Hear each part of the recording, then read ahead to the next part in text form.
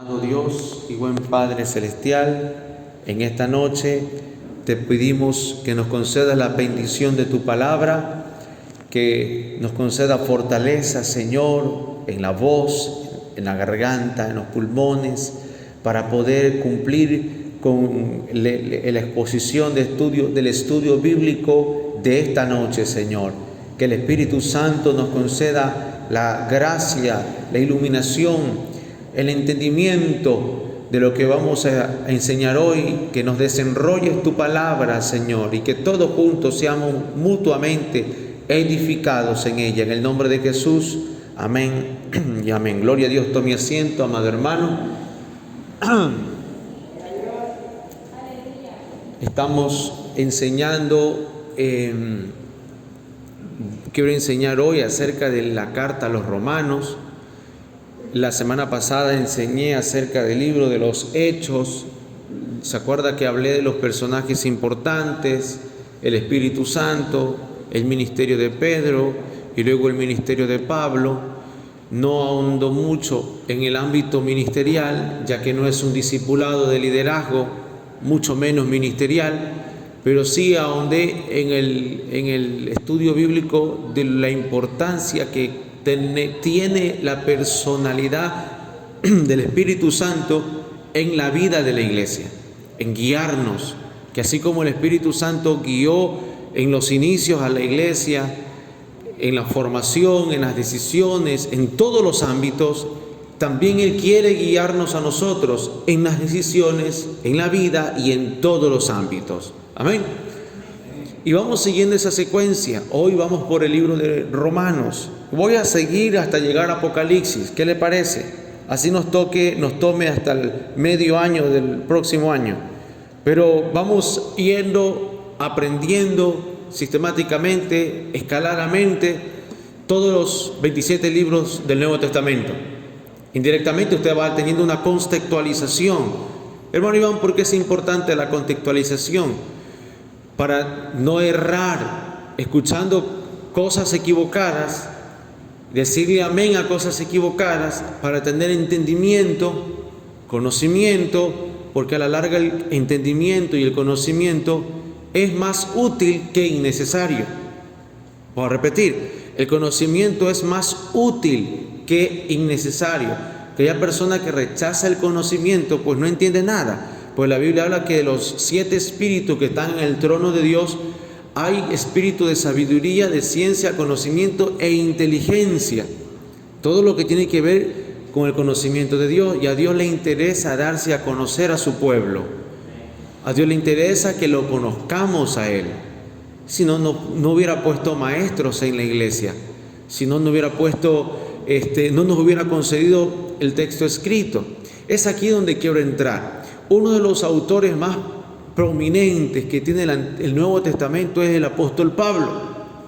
Pablo escribió 3 cartas con su nombre y una carta anónima a la que nadie se atreve a decir que él es el autor, pero leyendo la carta bien sistemáticamente, que es la de los Hebreos, uno puede intuir que es Pablo el que la escribió. No se sabe por qué no le puso su nombre, pero tiene las características, el lenguaje que usa el apóstol Pablo. Sin embargo, se deja en que son 13 cartas las que escribió el apóstol Pablo. Entonces, Pablo tiene una importancia grande en la historia de la iglesia, porque nos escribe casi media Biblia, casi todo el Nuevo Testamento. ¿Me está entendiendo?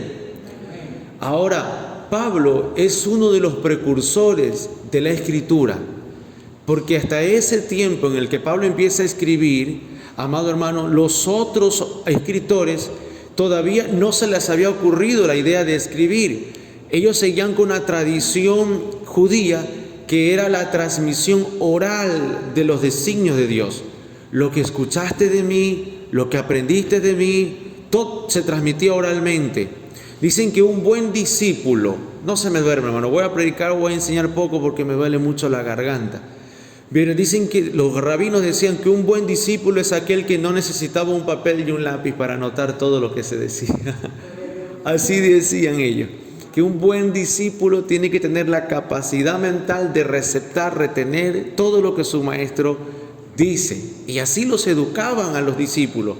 Es decir, qué sé yo, desde una faena que terminaba la erudición, la exposición, lo llamaban: a ver, fulano, dame el resumen de lo que el rabino o el maestro dijo. Y demostraba la sagacidad de cada alumno. Bueno, Pablo era uno que tenía una buena estructura mental, una buena sagacidad, pero fue un pionero en el escribir. Y de hecho, él no escribía, algunas cartas las escribió con sus propias manos, pero él tenía un escribano que él dictaba. Así como él aprendió de su padre espiritual, Gamaliel, también lo empezó a hacer. Empezó a dictar a algunos hermanos. Creo que hay un hermano llamado Tercio, que es el que escribe la carta a los romanos, pero dictada por el apóstol Pablo. Viendo esta forma en la cual se empezó a comunicar, porque Pablo empezó a fundar iglesias y era necesaria la comunicación para resolver problemas. Físicamente él no podía llegar rápidamente. Entonces tenía que mandar emisarios a través de obreros, a través de colaboradores, y mandaba la carta. Entonces se vio que la transmisión escrita podría ser un medio para preservar las enseñanzas dadas por Dios. Y ahí fue que se le ocurrió la idea a Marcos de escribir el Evangelio. Lucas ya sabía, porque ya le dije, era un médico, él todo lo escribía. Mateo también era sistemático, todo lo escribía. Pero Marcos no, Marcos sí aprendió. ¿Me va a entender? Dígame amén. Juan también. Dice que Juan, después de que leyó muchos escritos, le pareció a él empezar a escribir las cosas que no se habían contado antes. También enseñé de eso ya. Bueno, entonces, mirar a Pablo en la Biblia es mirar al perito arquitecto de la iglesia. Pablo no es solo un predicador más o un maestro más, es el que estableció las bases del cristianismo, las bases de la iglesia, con doctrina, con información, con argumentos y con todo lo que uno, por eso se le llama el perito arquitecto. Estableció y trazó completamente los diseños.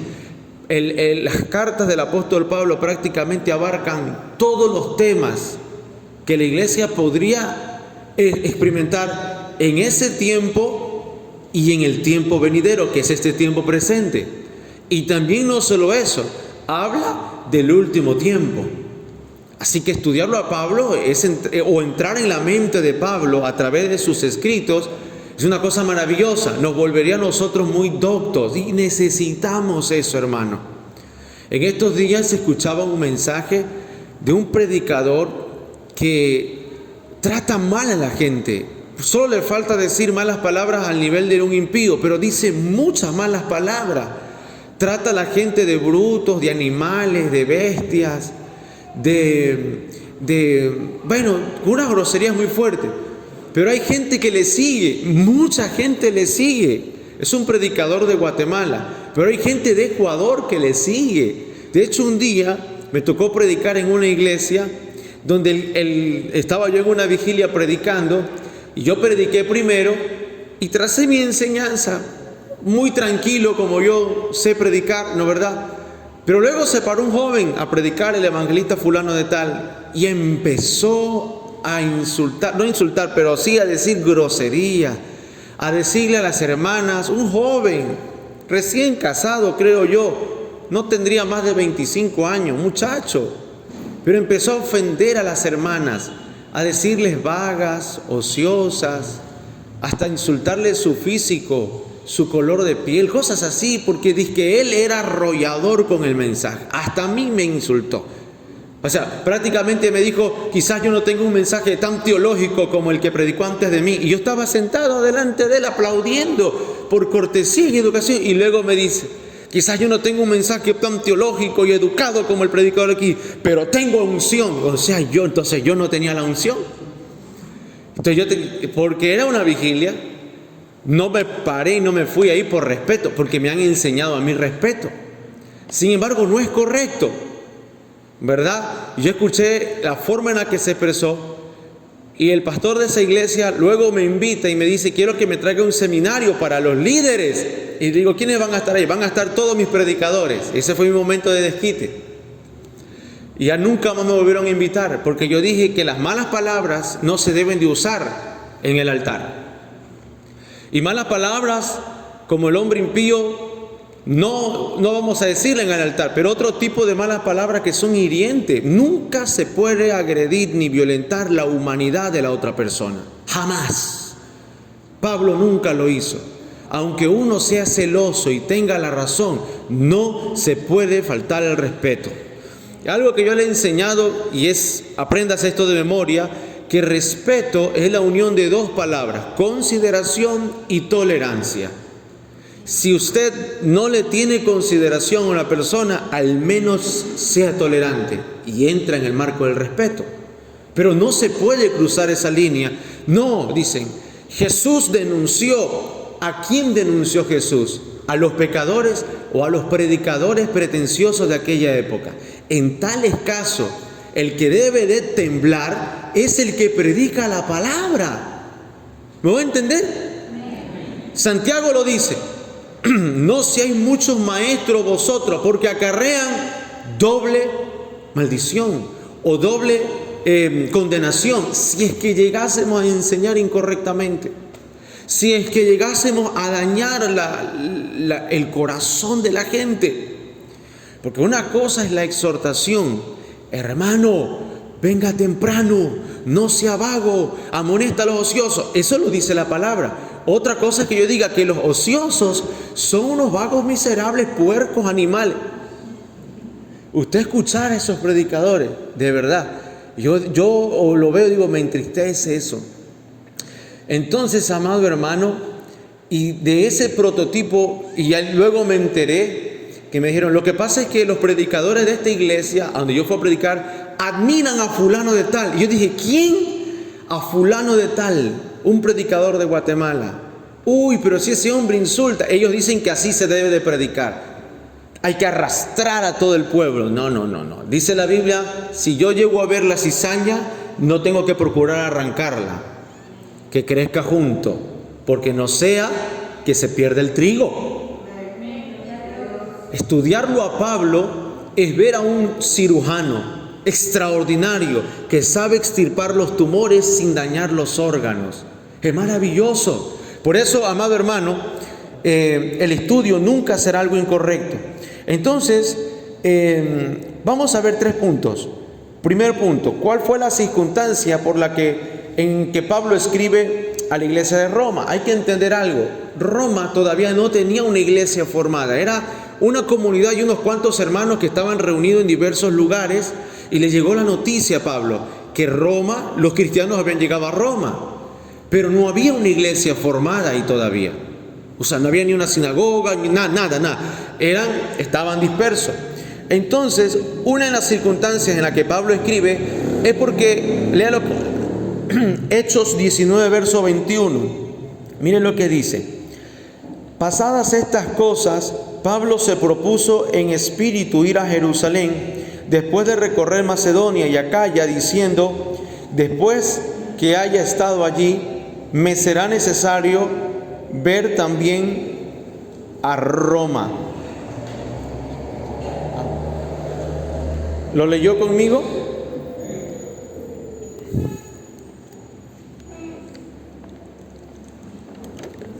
Mire, Pablo tenía un sueño, hermano, ir a Roma, predicar en Roma.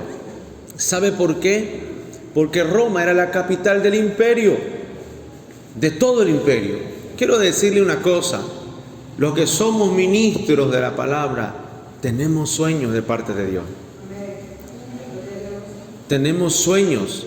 Nuestras motivaciones siempre van a girar en torno a la expansión del evangelio. Y Pablo tenía un sueño: viajar a Roma y establecer ahí la iglesia o la sede central. La sede central por la capital del imperio. Hubieron varios cambios en la iglesia al principio. Primero, el Espíritu Santo se derrama en Jerusalén. Usted conoce la historia. Pero por los errores humanos, por el legalismo humano, ¿sabe qué pasó? Jerusalén se apagó, se empezó a debilitar, porque dicen que los fariseos también se convirtieron al Señor y empezaron a judaizar a los hermanos de Jerusalén. El Espíritu Santo se contrista cuando cuando Él deja de guiarnos a nosotros y nos guiamos bajo nuestras propias ideologías y conceptos. Pero automáticamente la unción del Espíritu reposa sobre Antioquía. Y dice, y había en Antioquía profetas y maestros. Y viendo la gracia de Dios, Bernabé, viendo la gracia de Dios que había ahí, abundante. Entonces el Espíritu Santo empezó a moverse en Antioquía. Iba a fortalecer Antioquía. Y de ahí sale la iglesia misionera de Antioquía hacia todas las naciones, todos los viajes misioneros. Pero escúcheme lo siguiente, Pablo respeta a la iglesia de Jerusalén. Entonces, pero Pablo sueña llegar, recorrer todos los lugares y llegar hasta Roma para hacer en Roma la sede en la capital del imperio. Es un sueño que tuvo él. Vuelvo a repetir, los ministros tenemos sueños con la palabra de Dios. Ahora, segundo, el primer punto es que Pablo tiene sueños. Hechos 23, verso 11, dice que a la noche siguiente se le presentó el Señor y le dijo: ten ánimo, Pablo, porque como has testificado de mí en Jerusalén, así es necesario que también testifiques en Roma. Ahora aquí Dios le confirma a Pablo que su deseo personal sí estaba alineado con la voluntad de Dios. ¿Tú quieres ir a Roma? ¿Tú quieres formar una iglesia en Roma? Está bien, le dice Dios, yo estoy contigo. Entonces se le levanta una trifulca muy fuerte en Jerusalén. Recuerde que Ágabo, el profeta, le dice al que es dueño de este cinto, lo van a prensar en Jerusalén, lo van a matar. Y Pablo sigue, pudo más su deseo, su sueño, que el temor de lo que le pudieron haber hecho los judíos. Sin embargo, dice que él testificaba, predicaba, aunque esté preso, lo seguía haciendo. Y Dios le dice que el vehículo para llegar a cumplir su sueño será el apresamiento. Imagínate que a veces uno desea treparse en un barco y que todo le salga bien para llegar a cumplir su sueño. Santo, me empezó a volver a llegar la voz ya. Pero el vehículo que el Señor utilizó fue el apresamiento, encadenado como prisionero, iba rumbo al sueño que él tenía, a Roma. Así que ¿dónde están los que son llamados ministros al Señor? La forma en la que Dios te va a llevar a tu destino es impredecible, un misterio. Sí, un misterio. Entonces, hermano amado, Pablo tiene que escribir esta carta, porque Pablo dice: no sea que yo me muera, no sea que yo perezca, no sea que me maten los judíos y se pierda. Entonces, en el año 58 después de Cristo, Pablo escribe la carta. Pablo escribe la carta. ¿Y en qué contexto la escribe? Mira, lo escribe en el contexto de un proceso maravilloso que él estaba trazando en la iglesia de los Corintios. Si usted lee Primera de Corintios, capítulo 16, versículo 1, dice: en cuanto a la ofrenda para los santos, haced vosotros también de la manera que ordené en las iglesias de Galacia. ¿Qué es lo que estaba pasando? En Jerusalén estaba aconteciendo un tema terrible. Había escasez, había hambre, había pobreza. Y Pablo se propone en su corazón hacer una colecta misionera, una ofrenda voluntaria, financiera, de todas las iglesias que él había levantado. Y él dijo: la iglesia de Jerusalén, donde se derramó el Señor, necesita nuestra ayuda. Para él no había sectarismo, para él había una unificación. Aunque él no coincidía doctrinalmente con lo que Jerusalén ya estaba haciendo, él dijo: no, son nuestros hermanos. Mira la educación que nos enseña Pablo ahí. Entonces dice: vamos a recoger una ofrenda, porque él tenía que enseñar dos cosas.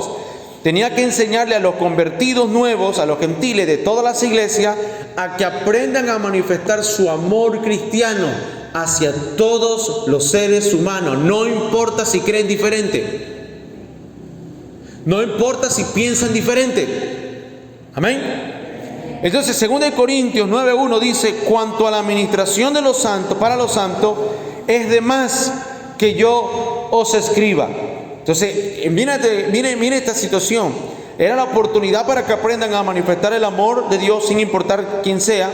Y era una manera práctica de enseñar que todos los cristianos o la unidad de la iglesia cristiana no eran simplemente congregaciones aisladas o independientes, sino de una sola iglesia universal.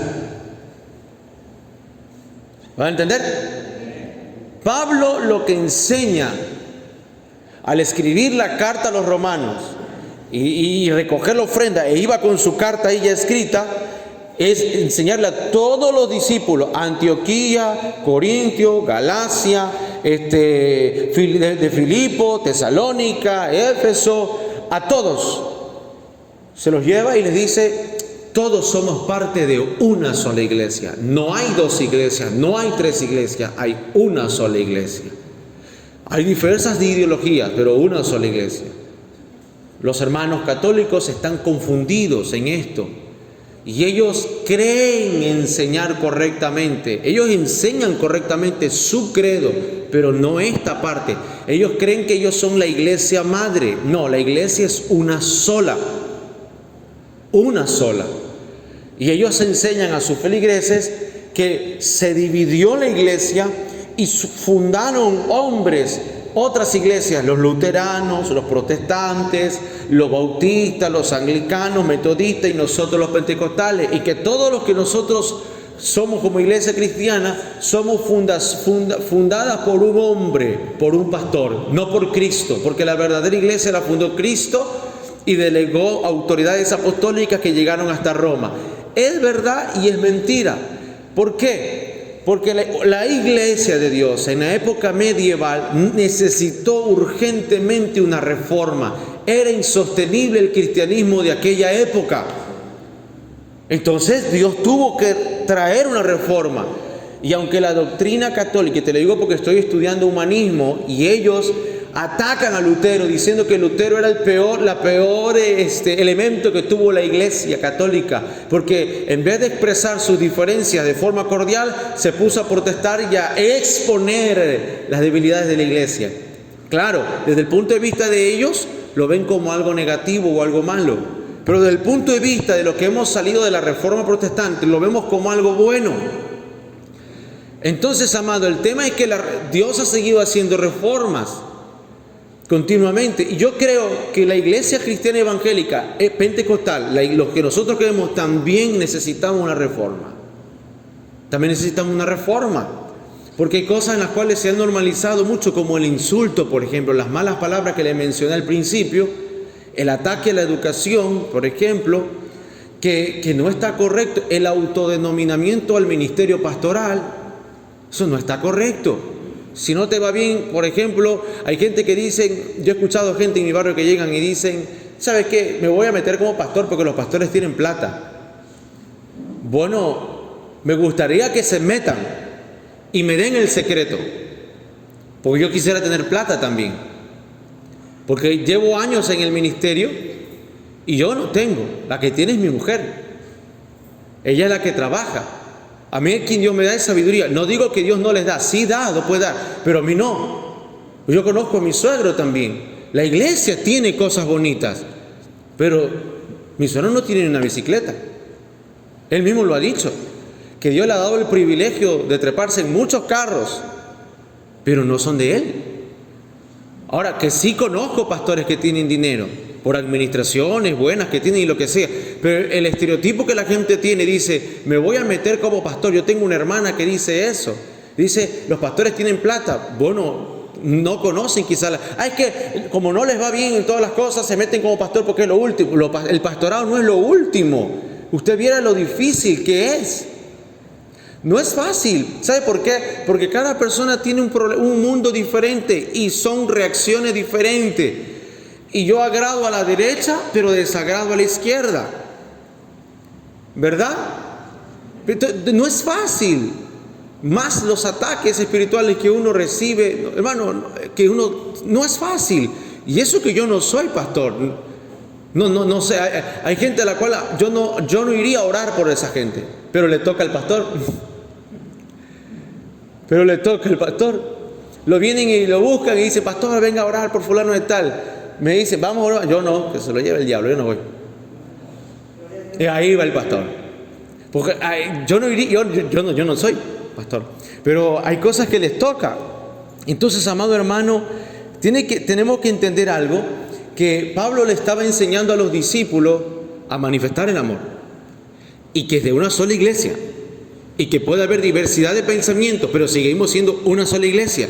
Esto es lo que no entienden los hermanos. Ellos creen que somos los hermanos separados y no entienden que somos la misma iglesia. Católicos y evangélicos son la misma iglesia. Cada uno va a dar cuenta de lo que Dios le ha dado. Ellos por su lado y nosotros por el nuestro. Porque dice que el cuerpo de Cristo tiene muchos miembros. ¿Cómo sabemos que ellos no son unos miembros? ¿Acaso no leímos? El mismo Romano dice que el criado cae para su Señor y se levanta para su Señor. Entonces, no podemos nosotros olvidarnos o jugar y decir, tú eres de otra religión y lo veo con hambre, no le voy a hacer misericordia. Como samaritano.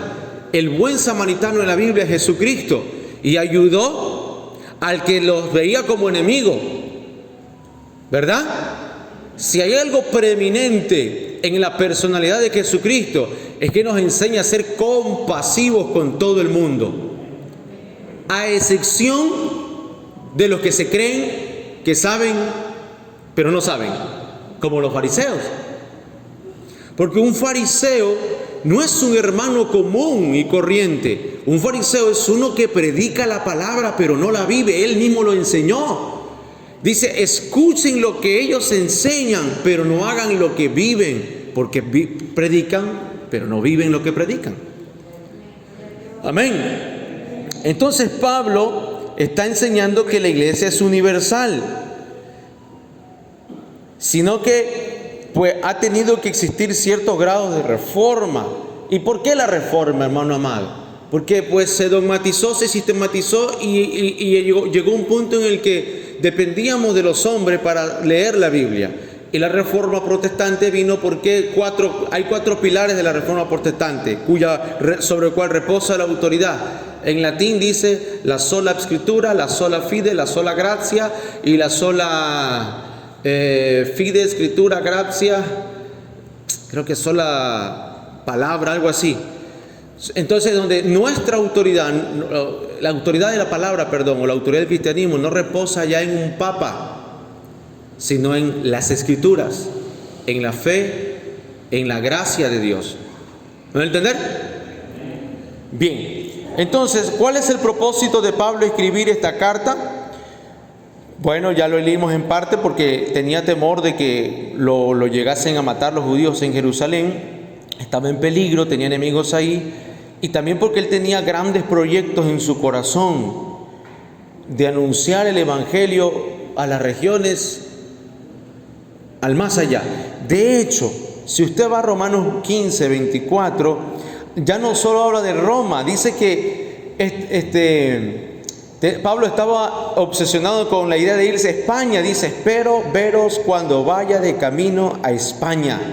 El verso 28 del capítulo 15 de Romanos dice, cuando haya concluido esto, es decir, cuando haya entregado esta colecta de las iglesias a la de Jerusalén, pasaré por vosotros rumbo a España. Fíjate que hay momentos en que yo no entiendo a mi pastor, que es así de ansioso por las obras. Ni muy bien termina una cosa y ya está pensando en otra cosa. Que Pablo tenía ese deseo misionero. Él soñaba con llegar a Roma, pero ya como escribió la carta, lo vio claro, dijo, no solo voy a Roma, de aquí me cruzo a España también. ¿Y por qué España? Porque el imperio romano ya había construido caminos, vías, rutas para que el comercio llegara a España. Entonces se le hacía más fácil también llegar a él hasta España. ¿Están entendiendo, amado hermano? Un ministro es así de dinámico. Ese es el perito arquitecto, inquieto. Siempre quiere hacer algo, siempre está inquieto. Siempre, aunque tenga oposiciones, avanza, la mueve. Y bueno, ¿cuál es el contenido y el desarrollo de esta carta? Atención, la carta a los romanos es al mismo tiempo muy complicada y muy cuidadosamente estructurada. Es muy complicada, ¿sabe por qué? Porque la sola carta de los romanos tiene el contenido completo de la doctrina cristiana. Pablo en la carta a los Romanos dice: por si acaso me llegan a matar, yo voy a escribir aquí todo lo que una iglesia necesita para ser fundamentada. Es ahí donde mucha gente también cae en un error, porque hay ahora un instituto llamado el Instituto Paulino, donde ellos están enfocados en Pablo y han sacado ya de contexto los libros de Pablo y han desarrollado ahora la doctrina paulina de la iglesia. Y no es la doctrina paulina, pues la sana doctrina de Jesucristo. Y Pablo lo que es el perito arquitecto por excelencia. Entonces, pero es que llevan a esto porque lo rico que tiene Romanos, la riqueza literaria que tiene Romanos, que es completa en sí mismo. Y le digo por qué. Y es complicado de descifrarla, pero si lo leemos nosotros, su estructura, vamos a entenderlo mejor. Desde el capítulo 1 hasta el capítulo 8, habla acerca de los problemas de la justificación. Desde el capítulo 1 hasta el capítulo 8 nos habla de la justificación. ¿Qué es lo que conlleva la justificación? Entender, doctrina, hermano, doctrina. Diga conmigo, doctrina. Esto es algo interesante, porque doctrina cristiana, no doctrina sectaria, doctrina cristiana de la Iglesia de Cristo, Pablo la traza sumamente bien en Romanos 1 al 18. Inicia con la culpabilidad del hombre, la condición del ser humano. Inicia que todos rechazamos la gloria de Dios y que estamos destituidos de la gloria de Dios. Inicia mostrando la condición espiritual de las personas. Luego nos lleva por el tema de Abraham. ¿Cómo es que el Señor hace la hegemonía de la fe de Abraham, que lo justifica a Abraham? Y luego nos muestra cómo somos justificados en Él por la fe. Y luego nos muestra por más santo que usted pueda ser. Romanos 7 dice: la naturaleza del mal está en usted. Y eso es algo que, si lo comprendemos, evitaríamos muchas frustraciones. Porque a veces, por más que queremos hacer las cosas bien, terminamos haciendo lo incorrecto. Pero no se quede ahí. Siga Romanos 8. Ninguna condenación hay para los que están en Cristo Jesús. Para los que no son guiados conforme a la carne, sino conforme al Espíritu. Aunque el mal todavía mora en usted. Romanos 7. ¿Van a entender?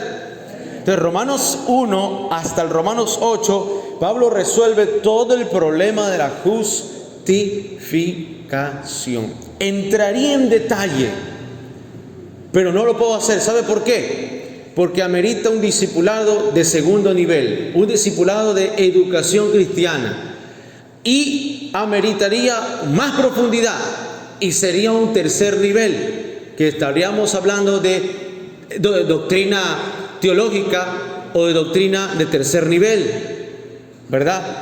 No se puede enseñar muy a profundidad estos temas en culto regular, porque ya ve que unos vienen con un problema, otros vienen con otros problemas, otros vienen con del día a día de los problemas, y no están 100% concentrados en que van a estudiar doctrina.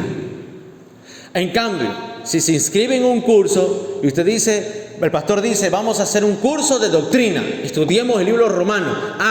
Los 4, 5, 10 que se inscriban vienen mentalizados a estudiar doctrina. Entonces se les da un pedazo de carne, un pedazo de corvina con unas cuantas espinas ahí, para que vaya comiendo. Y los que van a ser obreros, predicadores, se abre un tercer nivel y hablamos de los mismos temas, pero para mayor nivel de profundidad, de comprensión. ¿Me va a entender? Hay gente, hermano, que dice que nosotros no sabemos nada, porque no enseñamos ciertas profundidades. Pero ¿para qué voy a enseñar ciertas profundidades si no es necesaria en la noche? A menos que exista un curso. Imagínense que yo arme un curso todos los miércoles. Vamos a enseñar homilética. Vamos a enseñar el arte de predicar. ¿Y a nadie le interesa predicar? O que yo le enseñe exégesis, por ejemplo. Vamos a enseñar exégesis. Forma, exégesis y hermenéutica, las dos cosas. Y todo el mundo dijo: ¿papa con qué? No, pero si ya hay un curso y quieren aprender, entonces se puede profundizar. Entonces, pasándolo por encima, Se trata de los problemas de la justificación. Capítulo 9 al 11, Pablo trata los problemas de los judíos, el pueblo escogido. Pablo le dice que el pueblo era una rama, era un árbol de olivo, pero fue desgajado por su desobediencia. Entonces trata la realidad del pueblo judío. Capítulo 12 al 15 trata las cuestiones prácticas de la vida y la conducta. Las prácticas de la vida y la conducta. Aquí no hay que irnos muy lejos, solo leer capítulo 12, 13, 14 y 15. Ahí usted aprende a ser un verdadero cristiano. Léalo, lo invito a que lo lea. En el 14, la semana pasada enseñé que somos guiados por la conciencia, ¿se acuerda? ¿Y quién rige la voz quién te rige y gobierna la conciencia? El Espíritu Santo. Juan dice, si tu corazón te reprende, mayor que tu corazón es Dios. Pero si tu corazón no te reprende, tu conciencia no te acusa, sigue ese camino. Capítulo 14 de Romanos te enseña, hey, ¿esta comida será buena o será malo? ¿Qué te dice tu conciencia? Comer carne es bueno, hermano Iván. Coma pues entonces. Solo dele gracias al Señor.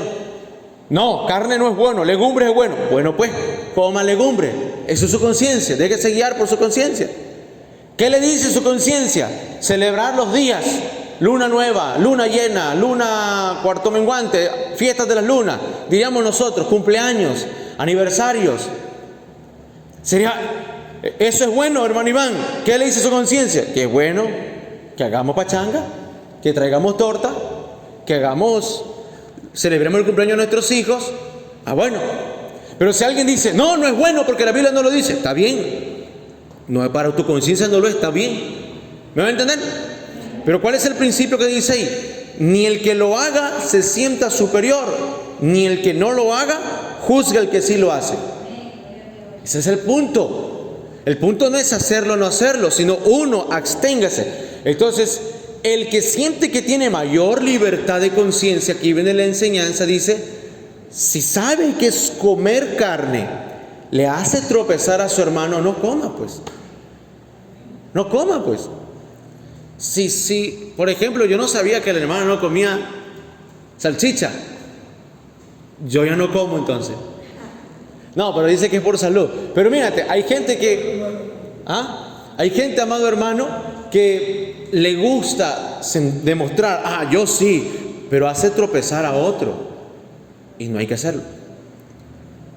Dice, por una cosa insignificante como la comida, ¿harás tropezar a tu hermano? Hay gente que no cree en los cumpleaños. Dice, no hay que celebrarlo. Está bien, no proteste, no cuestione, ni trate de enseñar en la mente. A menos que venga y pregunte. Y diga, hermano, yo le quiero hacer una pregunta. Por ejemplo, yo hice una pregunta acerca del velo en la mujer, que no me cuadra a mí. Yo por más que lo leo, no lo entiendo, no me cuadra. Entonces yo le he hecho la pregunta a mi pastor, le he hecho la pregunta a mi apóstol, a alguno, y entonces con lo que uno dice, yo coincido con lo que dice mi pastor. El velo para mí es igual que el cabello. Entonces, pero algunos dicen que no, porque si no, no estuviera escrito ahí. Y yo entiendo esas posiciones, pero no me pongo a discutir, porque eso es lo que yo entiendo. ¿Me va a entender? O sea, hay gente que dice, no, todas las hermanas que no se ponen velo están afrentando la cabeza. Y las que se ponen velo y tienen la lengua más larga que una falda, ¿cómo hacemos ahí? ¿A quién afrentan? Yo pregunto. Yo no sé, pues entonces es mejor, dice que en boca cerrada no entran las moscas. Es lo que Pablo está enseñando, a ser manejados por la conciencia, pero no a sentirte superior y decir, míralo, pobrecito, su débil conciencia, o, mira lo que está haciendo. No hacerlo, mejor no hacerlo.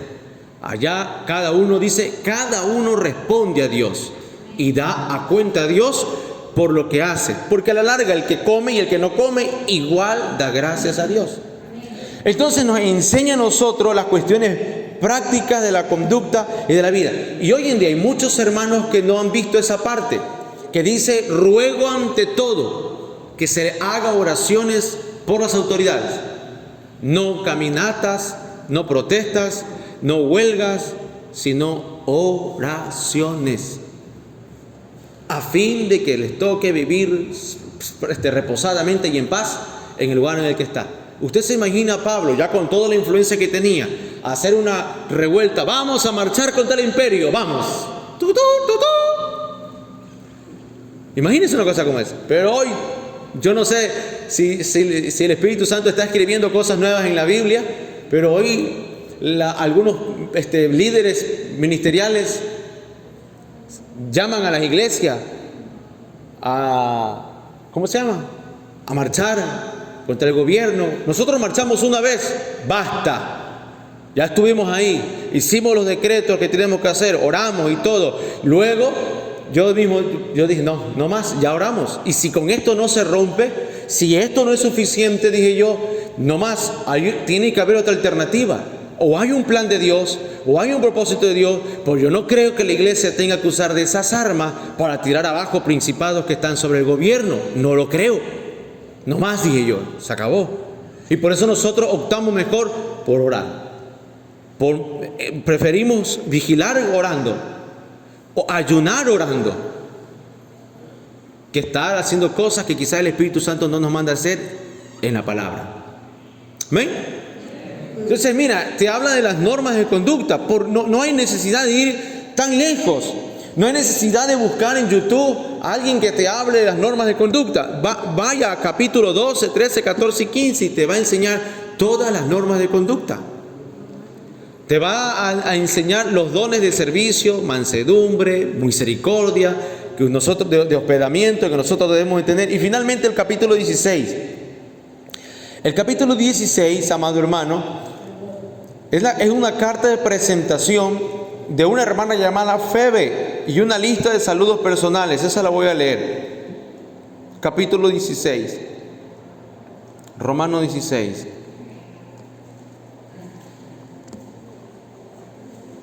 ¿Hemos aprendido algo? Dice Pablo: les recomiendo a nuestra hermana Febe, diaconisa de la iglesia en Cencrea. Les pido que la reciban en el Señor, como merecen ser recibidos los santos, y que le ayuden en cualquier cosa que necesite de ustedes, porque ha ayudado a muchos y también a mí mismo. Saluden a Priscila y Aquila, mis colaboradores en Cristo Jesús, que arriesgaron su vida por mí. Tanto yo como todas las iglesias de los no judíos estamos muy agradecidos. Saluden también a la iglesia de su casa. Saluden a mi amado hermano Epeneto, que fue el primer convertido de Cristo en Acaya. Saluden a María, que tanto ha trabajado entre ustedes. Saluden a Andrónico y a Junías, mis parientes y compañeros de prisiones. Ellos son muy estimados entre los apóstoles y se convirtieron a Cristo antes que yo. Saluden a Amplías, a quien amo en el Señor. Saluden a Urbano, nuestro colaborador en Cristo Jesús, y a mi amado hermano Estaquis. Saluden a Peles, un auténtico cristiano. Saluden a los de la casa de Aristóbulo. Saluden a Herodión, mi pariente, y a los de la casa de Narciso, quienes están en el Señor. Saluden a Trifena, saluden a Trifena y a Trifosa. Mira, aquí hay dos nombres para dos hijas suyas, las cuales trabajan en el Señor, dice. Saluden a la amada Pérsida, la cual ha trabajado mucho en el Señor. Saluden a Rufo, escondido en el Señor, y a su madre, que es también la mía. Mira cómo Pablo se expresa, ¿no? Saluden a la madre de Rufo, que también es la mía, dice. Saluden a Asíncrito,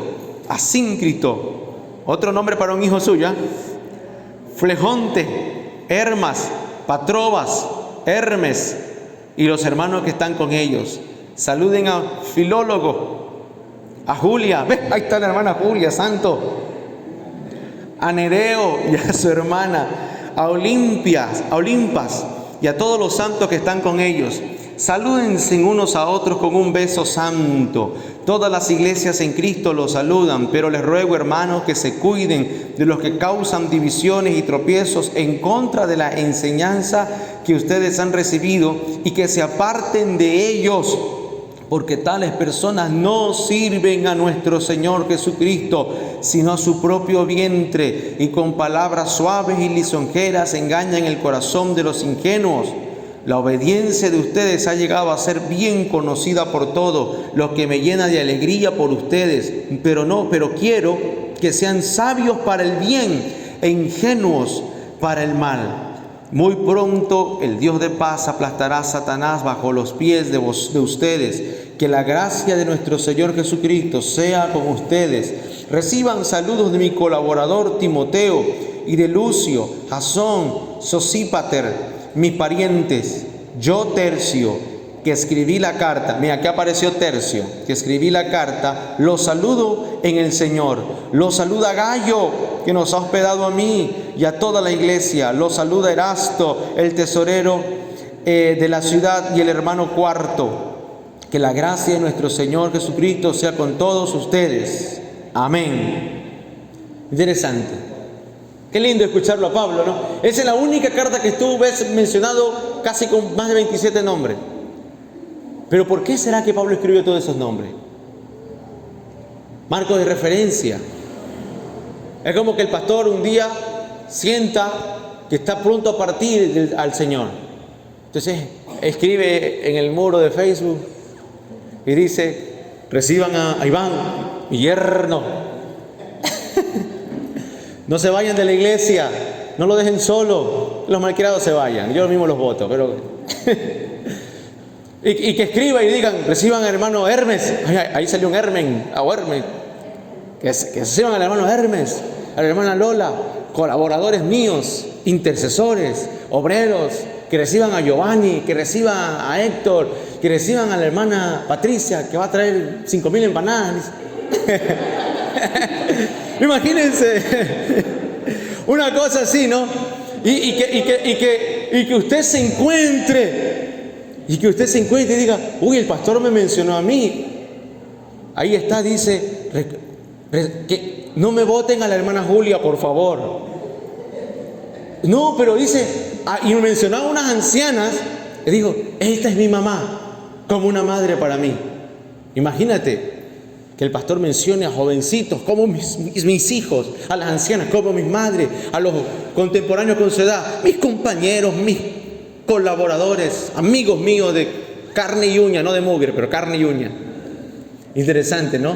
Ese es el tratado del apóstol Pablo, y nos deja esa virtud maravillosa, pero al final él exhorta: aléjate de los que causan divisiones.